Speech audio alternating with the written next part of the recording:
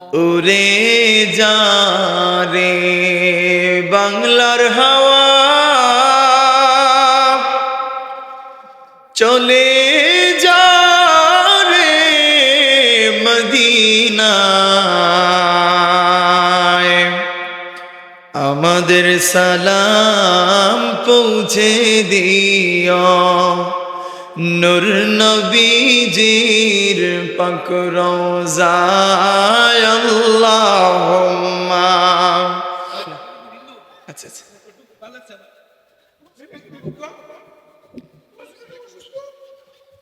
আল্লাহ আপনাকে কবুল করুক ভাই।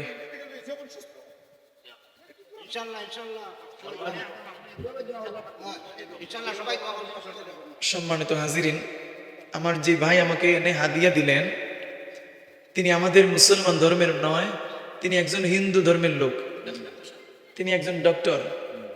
তিনি বলছেন যে হুজুর, আপনার আলোচনা আমার অনেক পছন্দ হয়েছে, আপনাকে কিছু হাদিয়া দিতে চাই। আমিও হাদিয়া নিলাম, কবুল করলাম, বলি আলহামদুলিল্লাহ। আল্লাহ পাক তিনার আশাকে পূরণ করুক, বলি আমিন। সম্মানিত হাজিরিন, বলতে পারবেন না ভাই কখন কোন সময়ের মানুষের আলোচনা কখন কার কাছে ভালো লাগে, আর বলতে পারবেন না আমার সে ভাই হয়তো ইসলাম নিয়ে হয়তো চুপি চুপি গবেষণা করতেছেন। আমি বিশ্বাস করি ইসলাম নিয়ে তিনি গবেষণা করতেছেন, এর জন্যই তিনি ওই জায়গা পর্যন্ত চলে আসছেন। আল্লাহ পাক আমার ভাইকে ইসলামের জন্য কবুল করুক, তিনার পরিবারকে ইসলামের জন্য কবুল করুক, সবাই করি আমিন।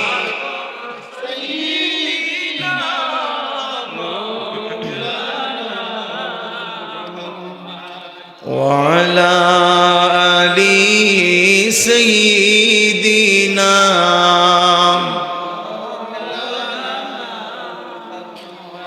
কবে জানি ডাকাশিবে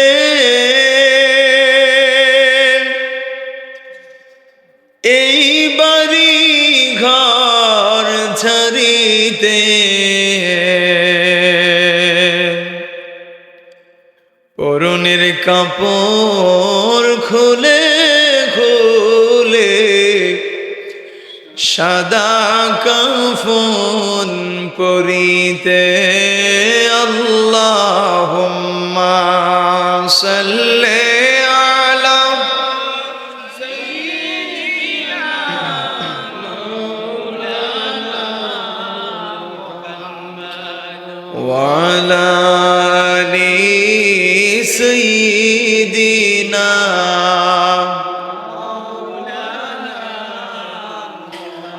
আল্লাহ আল্লাহ আল্লাহু লা ইলাহা ইল্লাহু, আল্লাহ আল্লাহ, জোরে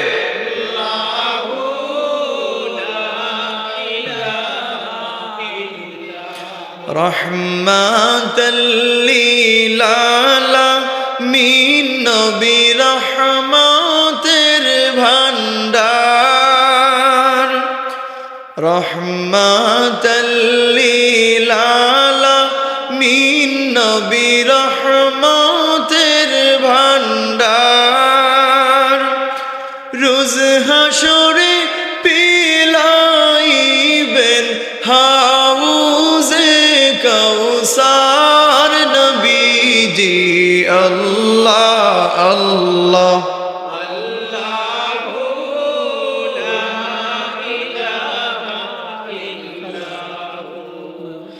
আল্লাহ আল্লাহ।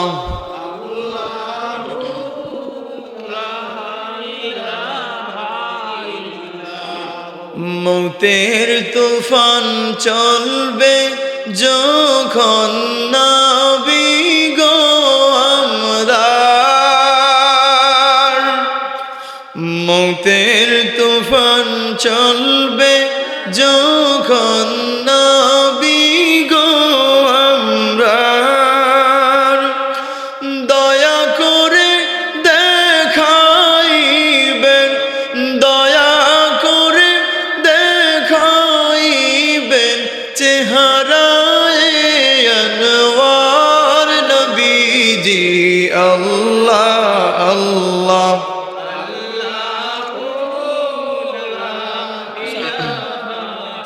ইল্লাহু, আল্লাহ আল্লাহ।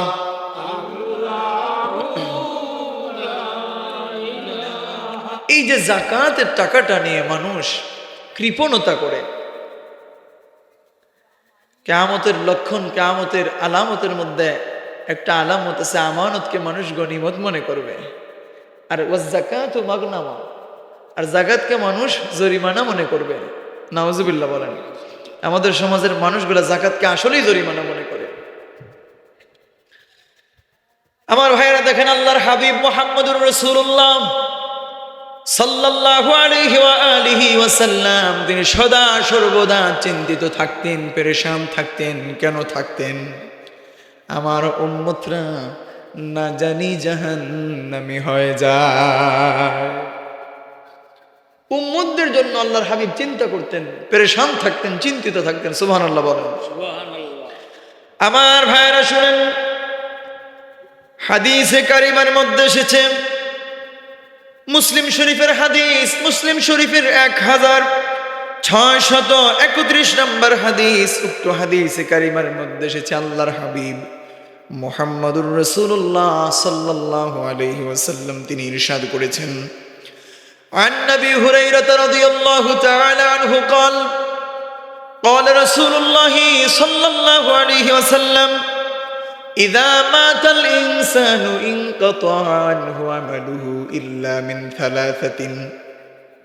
إلا من صدقة جارية أو علم ينتفع به أو ولد صالح يدعو له رواه مسلم। জোরে বলেন না সুবহানাল্লাহ।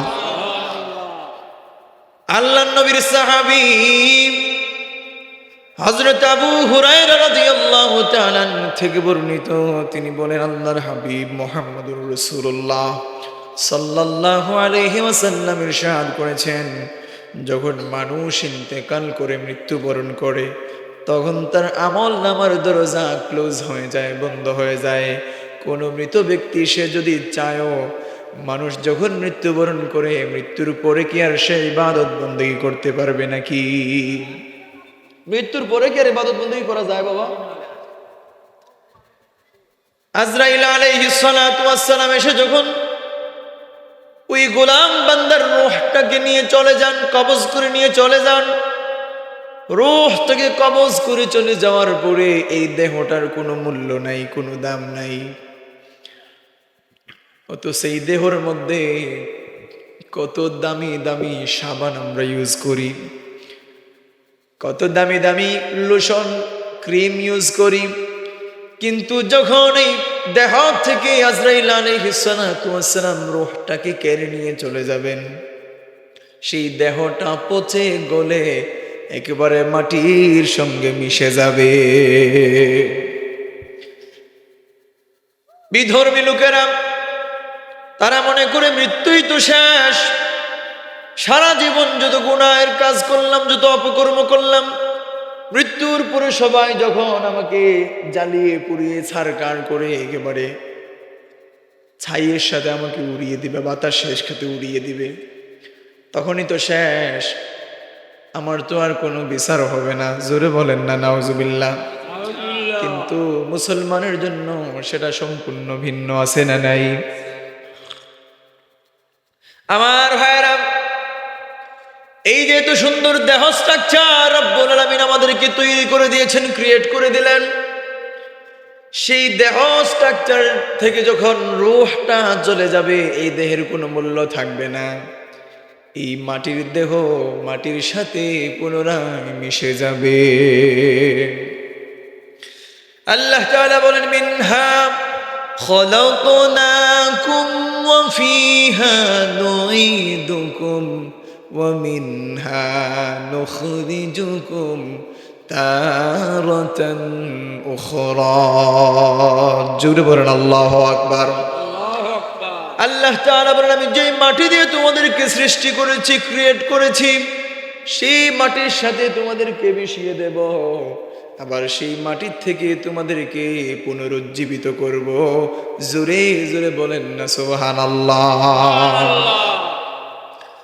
আমার ভাইয়েরা, বলছিলাম, মানুষ যখন মৃত্যুবরণ করে তখন তার আমলের দরজা বন্ধ হয়ে যায়, ক্লোজ হয়ে যায়। সে আর নামাজ পড়তে পারবে না, রোজা রাখতে পারবে না, হজ করতে পারবে না, যাকাত দিতে পারবে না। আর মৃত্যুর পরে আপনি যতই আফসোস করেন না কেন, হাহাকার করেন না কেন, মৃত্যুর পরে আর দুনিয়াতে ফিরে আসার কোনো সুযোগ বান্দার জন্য থাকবে না।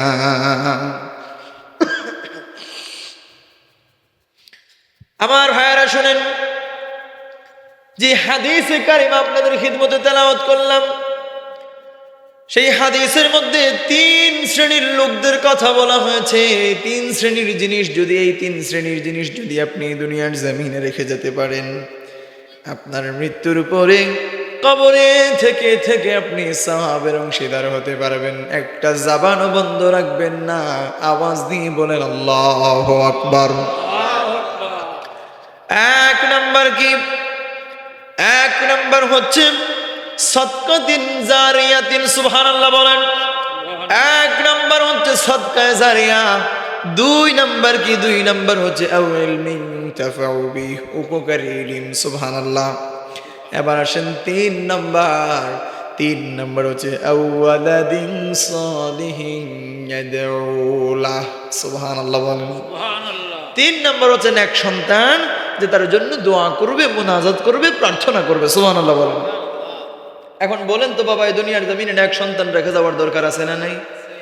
যদি আপনার সন্তান বদকার হয়, আপনার সন্তান যদি ডিজে পার্টি করে, আপনার সন্তান যদি তার মধ্যে দ্বীনের কোনো ইলম না থাকে, ওই আপনার সন্তান আপনার কবরের পাশ দিয়ে যখন যাবে, তখন আসসালামু আলাইকুম ইয়া আহলাল কবর এইটা বলবে তো দূরে থাক, ডিজে গান বাজাইয়া বাজাইয়া কবরের পাশ অতিক্রম করবে, আছে না নাই? এমন কি যুবকদেরকে দেখা যায় না বাবা? রাস্তার 2 পাশে কবরস্থান, ডান পাশে কবর, বাম পাশে কবর, কিন্তু এই যুবকগুলা রাস্তার মধ্যখান দিয়ে হেঁটে যায় আর মোবাইলের মধ্যে গান বাজায়, আছে না নাই? এমন সন্তান যদি দুনিয়ার জমিনে রেখে যান, আমার মায়েরা, আমার বাবারা, কবরে যাইয়া শান্তি পাবেন না, কবরে থেকে আপনি মাফ পাবেন না, আপনার কবরেও শাস্তি হবে, ঠিক কিনা বলে? কারণ কেন শাস্তি হবে? আপনার আওলাদকে আপনি সঠিক পথের দিশা দেন না, এই জন্য। আর যদি আপনার সন্তানকে আপনি সঠিক পথের দিশা দিতে পারেন, আমরু বিল মারুফ ওয়ান নাহি আনিল মুনকারের কাজ যদি করার মতো করতে পারেন, আপনার সন্তান বিপদগামী হবে না, আপনার সন্তান বিপত্তি হবে না, আপনার সন্তান পাবে ইহদিনাস সিরাতাল মুস্তাকিমের পথ, সুবহানাল্লাহ। আমার ভাইয়েরা শুনেন, আমরা সবাই জানি সদকা সদকা সদকা, কিন্তু এই সদকা কি? সদকার পরিচয় সম্পর্কে আমরা অনেকেই জানি না। এবার আসেন সদকার পরিচয় সম্পর্কে আমরা জানবো। সদকা অর্থ কি? সদকা অর্থ হচ্ছে দান খয়রাত। এবার আসেন সদকা কয় প্রকার? সদকা করা ভালো, সদকা করলে বালা মুসিবত দূর হয়, কিন্তু সদকা কয় প্রকার আবার অনেকেই জানেন না। সদকা হচ্ছে 2 প্রকার। 1 নম্বরের সদকা হচ্ছে সাধারণ সদকা, যেমন কোনো ব্যক্তিকে আহার করানো। হাদিস শরীফের মধ্যে এসেছে আতুইমুল জাইয়া, তোমরা ক্ষুধার্তকে আহার করাও, জোরে বলেন না সুবহানাল্লাহ। হাদিসে কারিমার মধ্যে আরো এসেছে আইয়ুমা মুসলিমিন আতআমু মুসলিমান আলা জুইন আতআমাহুল্লাহু মিন থিমারিল জান্নাহ। আল্লাহু আকবার বলেন। আল্লাহর হাবিব মুহাম্মদুর রাসূলুল্লাহ সাল্লাল্লাহু আলাইহি ওয়াসাল্লাম ইরশাদ করেছেন, যে মুমিন ক্ষুধার্তকে আহার করায়, আল্লাহ রাব্বুল আলামিন তাকে জান্নাতের ফল সমূহ দ্বারা আহার করাবে। সুবহানাল্লাহ কইবেন না? এবার আসেন দ্বিতীয় প্রকারের সদকার নাম কি? দ্বিতীয় প্রকারের যে সদকা, সেই সদকার নাম হচ্ছে সদকাতুন জারিয়াতুন। আর সদকায়ে জারিয়া কি? সদকায়ে জারিয়া অর্থ হচ্ছে চলমান, অব্যাহত, প্রবাহমান, জোরে বলেন না সুবহানাল্লাহ। যে দানের সওয়াব চলতে থাকে চলতে থাকে চলতে থাকে, বন্ধ হয় না, ওই দানকেই বলে সদকায়ে জারিয়া। আল্লাহর হাবিব মুহাম্মদুর রাসূলুল্লাহ সাল্লাল্লাহু আলাইহি ওয়াসাল্লাম তিনি ইরশাদ করেছেন 7টি বিষয়ের প্রতিদান মৃত্যুর পরে কবরে অর্জিত হবে। এর এক নাম্বার কি? এক নাম্বার হচ্ছে দ্বীনি ইলম। আপনি যদি কাউকে দ্বীনি ইলম শিক্ষা দিয়ে যেতে পারেন, দ্বীনের শিক্ষা কাউকে যদি আপনি দিয়ে যেতে পারেন, আপনি কবরে চলে যাবেন ঠিক, কিন্তু আপনার কবরের মধ্যে একটা সওয়াবের অংশ পৌঁছাবে কিয়ামত পর্যন্ত। আমার ভাইরা শুনুন, 2 নাম্বার কি? 2 নাম্বার হচ্ছে কোনো ঝর্ণা বা খাল খনন করা। এখন তো ঝর্ণাও দেখা যায় না, খালও দেখা যায় না।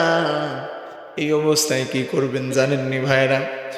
এমন এমন অনেক অসহায় এলাকা আছে, হত দরিদ্র অনেক এলাকা আছে, যে এলাকাগুলোর মধ্যে একটা টিউবওয়েল যে টাকা দিয়ে বসাবে সেই ধরনের মানুষ এই এলাকার মধ্যে নাই। সেই প্রত্যন্ত অঞ্চলগুলোতে, সেই প্রত্যন্ত এলাকাগুলোতে টিউবওয়েল দান করে দিবেন। পারবেন না ইনশাল্লাহ? পারবেন না ইনশাল্লাহ? ইনশাল্লাহ। এবার দেখেন 3 নাম্বার। 3 নাম্বার হচ্ছে কূপ খনন করা। আমাদের বর্তমান সমাজে তো কূপও নাই।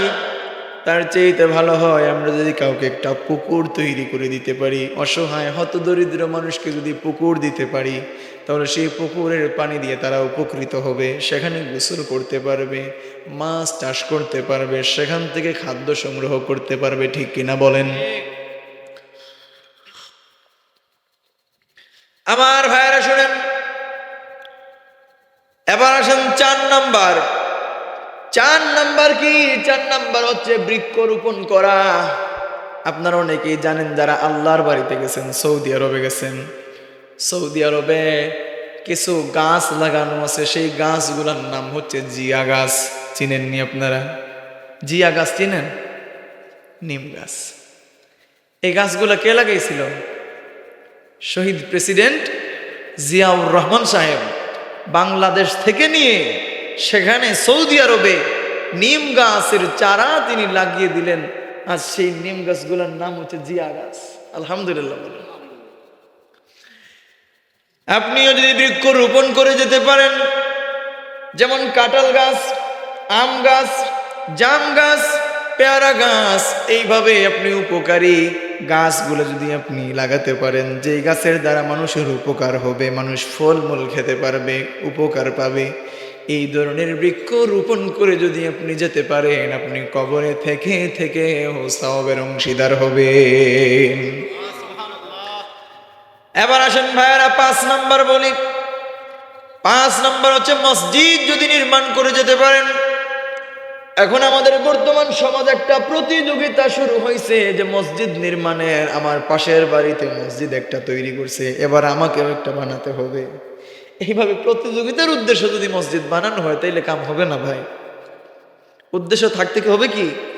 আল্লাহ, আল্লাহর রসুলের সন্তুষ্টি। আর মসজিদে শুধু বানালেই চলবে না, মুসল্লিও তো থাকতে হবে। মসজিদের খোরা কি কি? মুসল্লি। মুসল্লি যদি না থাকে, তাইলে কি ইমাম সাহেব আর মুয়াজ্জিন সাহেব একলা একলা নামাজ পড়বেন নাকি? কথা বুঝেন নাই? কথা বললেন, জোরে বলেন। আমার ভাইরা শুনেন, আল্লাহর ঘর মসজিদ যদি নির্মাণ করে যেতে পারেন, যতদিন পর্যন্ত এই মসজিদ জমিনের মধ্যে থাকবে, মানুষ নামাজ পড়বে, ইবাদত বন্দেগী করবে, ততদিন পর্যন্ত আপনার নামায়ে আমলের মধ্যে সওয়াব পৌঁছাবে। এবার আসেন 6 নাম্বার বলি। 6 নাম্বার হচ্ছে দ্বীনি কিতাব যদি কেউ দুনিয়ার জমিনে রেখে যায়। দ্বীনি কিতাব দুনিয়ার জমিনে রেখে যাওয়ার কারণে তার সেই কিতাব পড়ে অন্যান্য মানুষও উপকৃত হলো। অন্যান্য মানুষজন উপকৃত হওয়ার কারণে রব্বুল আলামিন কিয়ামত পর্যন্ত তার কবরের মধ্যে একটা সওয়াব পৌঁছায় দিবেন। এবার আসেন 7 নাম্বার বলি। নেক সন্তান যদি আপনি রেখে যান, সেই সন্তান আপনার মাগফিরাতের জন্য দোয়া করবে। আপনার কবরের পাশে দাঁড়াইয়া চোখের পানি ছেড়ে ছেড়ে পড়বে, রব্বিরহামহুমা কামা রব্বায়ানি সগীরা। ওই সন্তানটা যখন আপনার কবরের পাশে দাঁড়াইয়া চোখের পানি ছেড়ে দিয়ে মা বাবার জন্য কায়মন বাক্যে দোয়া করবে, মুনাজাত করবে। তার চোখের পানি নাকের ডগা পার হওয়ার আগে আমার আল্লাহ তার দোয়া মুনাজাত কবুল করে নিবে। তাইলে কয় শ্রেণীর পেলাম আমরা? 7 শ্রেণী। এই 7 শ্রেণীর লোকরা এই জিনিসগুলো যদি দুনিয়ার জমিনে রেখে যেতে পারেন, তাইলে কবরে থেকে থেকেও সদকায়ে জারিয়ার সওয়াব পাওয়া যাবে কি না? সুবহানাল্লাহ বলেন। আমার ভাইরা শুনেন, অনেক হাদিসের মধ্যে এসেছে, তিরমিজি শরীফের হাদিসের মধ্যে যে হযরত ফুজাল ইবনে উবাইদ রাদিয়াল্লাহু তাআলা থেকে বর্ণিত, তিনি বলেন আল্লাহর হাবিব মুহাম্মদুর রাসূলুল্লাহ সাল্লাল্লাহু আলাইহি ওয়াসাল্লাম ইরশাদ করেছেন, প্রত্যেক ব্যক্তির তার নির্ধারিত আমল শেষ করে ইন্তেকাল করে, কিন্তু যে আল্লাহর রাস্তার প্রহরী হয় তার আমল কিয়ামত পর্যন্ত বৃদ্ধি হতে থাকে এবং সে কবরের পরীক্ষা থেকে মুক্তি পাবে। সুবহানাল্লাহ। কার রাস্তার প্রহরী? আল্লাহর রাস্তার প্রহরী। সুবহানাল্লাহ বলেন। আমার ভাইরা শুনেন, এবার দেখেন, আপনি যদি রাস্তা মানুষকে তৈরি করে দেন, যেই রাস্তা দিয়ে মানুষ সুন্দরভাবে যাতায়াত করতে পারবে, এমন একটা রাস্তা যদি আপনি মানুষদেরকে তৈরি করে দেন, সেই রাস্তা থেকে মানুষরা যদি উপকৃত হয়, এটাও আপনার জন্য সদকায়ে জারিয়া হিসাবে কাজে আসবে। সুবহানাল্লাহ। তারপরে মসজিদ, মাদ্রাসা, এই জিনিসগুলো যদি আপনি প্রতিষ্ঠা করে যেতে পারেন, মক্তবের প্রতিষ্ঠা করে যেতে পারেন, আপনি একটা খানেকার প্রতিষ্ঠা করে যেতে পারেন, এই ধরনের জিনিসগুলো প্রতিষ্ঠা করে গেলে কিয়ামত পর্যন্ত সওয়াব চলমান থাকবে। সুবহানাল্লাহ বলেন। এবার শুনেন ভাইরা, দান খয়রাতের ফজিলত।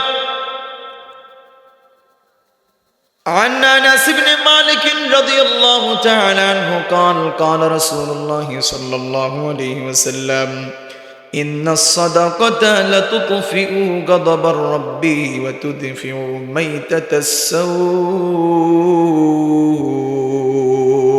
জোরে বলেন আল্লাহু আকবার।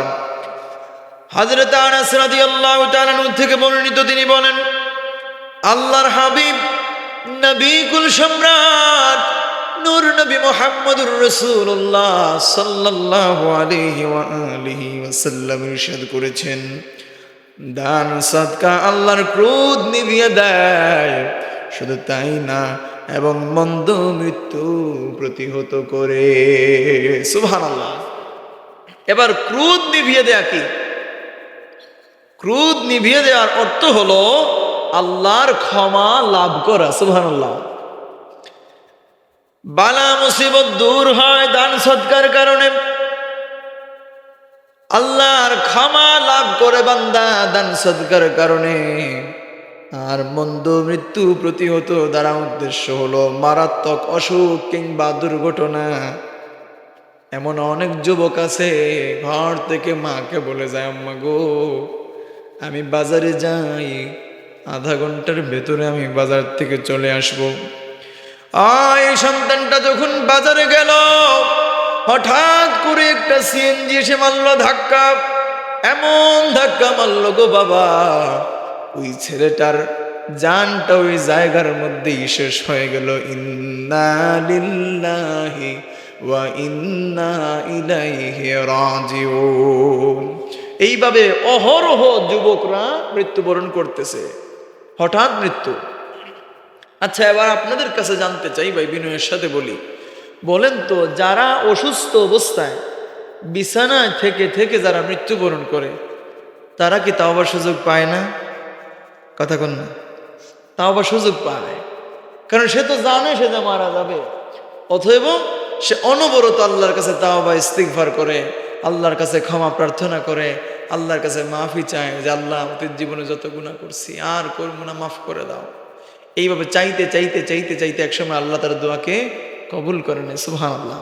আর যারা হঠাৎ মৃত্যুবরণ করে, তারা কি তাওবার সুযোগ পায়? এমনও তো, আল্লাহ মাফ করুক, এমনও তো অনেক মানুষ আছে শরীরের মধ্যে নাপাকি লাগানো আছে, নাজাসাত লাগানো আছে, এই অবস্থায় মৃত্যুবরণ করে। সে কি কাউকে বলে গেছে যে আমার শরীরের মধ্যে নাজাসাত লাগানো আছে, আমার শরীরটা, আমার গোসল ফরজ? বলার কি কোনো সুযোগ আছে ভাই? এই জন্য উম্মতে মুহাম্মদী আমাদের প্রত্যেকের উচিত হচ্ছে আমরা সদা সর্বদা সর্বাবস্থায় আমরা মৃত্যুর জন্য প্রস্তুত থাকতে হবে। কখন কোথায় কোন সময় আপনার মৌতের ঘন্টা বেজে যাবে, 1 সেকেন্ড কমও নয়, 1 সেকেন্ড বেশিও নয়, সঙ্গে সঙ্গে হযরত আজরাইল আলাইহিস সালাতু ওয়াস সালাম এসে ও রূহটাকে কবজ করে নিয়ে চলে যাবেন। ঠিক কিনা বলেন? অতএব আমাদের প্রত্যেকের উচিত হচ্ছে আমরা সব সময় যেন মৃত্যুর জন্য প্রস্তুত থাকি। আমার ভাইরা শুনেন,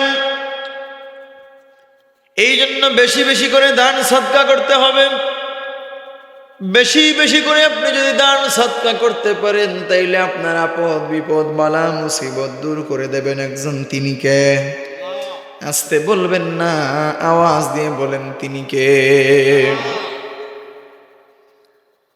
আমার ভাইরা শুনেন, আল্লাহর নবীজি হযরত সুলাইমান আলাইহিস সালাতু ওয়াস সালাম তিনার জামানায় এক বাড়ির মধ্যে একটা গাছ ছিল, সেই গাছের মধ্যে পাখি এসে বাসা তৈরি করে। তো পাখি এসে যখন বাসা তৈরি করে ডিম দেয়, ওই বাড়ির মালিক সে কি করে, গাছে উঠে ওই ডিমটা এনে খেয়ে ফেলে। তো সুলাইমান নবী তো সব ধরনের ভাষা বুঝতেন। একবার দুইবার যখন এইভাবে ঘটনা হয়েছে তখন ওই পাখিটা নালিশ করছে যে কার কাছে? হযরত সুলাইমান আলাইহিস সালাতু ওয়াস সালামের কাছে। পাখিটা নালিশ করে আল্লাহর নবী সুলাইমান বুক ভরা আশা নিয়ে ডিম দেয়, বংশ বিস্তার করব, আমার সন্তান সন্ততি হবে। কিন্তু ওই বাড়ির মহাজন, ওই বাড়ির মালিক, সে হুট করে গাছে উঠেই ডিমগুলা নিয়ে খেয়ে ফেলে, নষ্ট করে ফেলে। আমি তো আর বংশ বিস্তার করতে পারি না। এবার সুলাইমান আলাইহিস সালাতু ওয়াস সালাম এবার উসমান গনি রাদিয়াল্লাহু তাআলা আনহু তিনি ফজরের নামাজে গেলেন মসজিদে নববীতে। সেখানে যাওয়ার পরে ফজরের নামাজের পরে আল্লাহর হাবিব মুহাম্মদুর রাসূলুল্লাহ সাল্লাল্লাহু আলাইহি ওয়াসাল্লাম তিনি উঠে যাবেন।